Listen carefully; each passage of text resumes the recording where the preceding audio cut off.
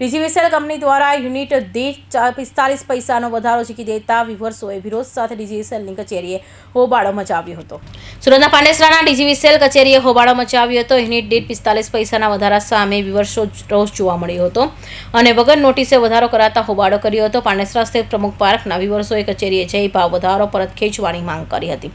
તો અગાઉના બિલ બાકી ભરવા વિવર્સ તૈયાર છતાં યુનિટ દીઠ 45 પૈસાના ભાવ વધારો કરાયો છે। પ્રમુખ પાર્કમાં 1200 જેટલા ઇન્ડસ્ટ્રીયલ યુનિટ જ્યાં ઉધનાથી લઈ સચિન સુધી 40,000થી વધુ યુનિટની સંખ્યા હોય જેથી તાત્કાલિક ભાવ વધારો પરત ખેંચવાની માંગ કરાઈ છે।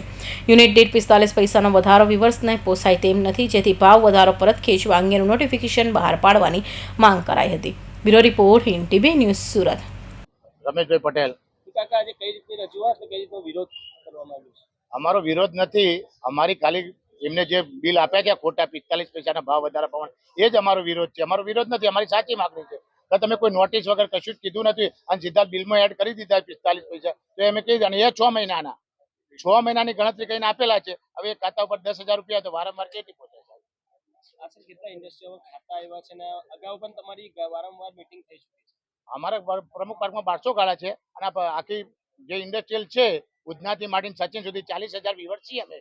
40,000 થી 50,000 અમારી ઇન્ડસ્ટ્રીયલ છે। આ બધો આંકડો મારવા જઈએ ને તો કરોડોમાં ઉપર જાય છે તો અમને આ ભાવ વધારો પોસાયો નથી અને અમારો ધંધો મુક્ત પાયે જઈ રહ્યો છે એટલે આમાંથી અમને બચવા માટે મહેરબાની કરો તો સારું મીડિયા તરીકે। આજે કઈ રીતે રજૂઆત થઈ રહી અમે છે? સાહેબને એક જ અમારા સુરેશભાઈ પટેલ એક જ રજૂઆત કરે છે કે ભાઈ 45 પૈસાનો જે ભાવ વધારો છે તમે પાછો ખેંચી લો અને નોટિફિકેશન આપો।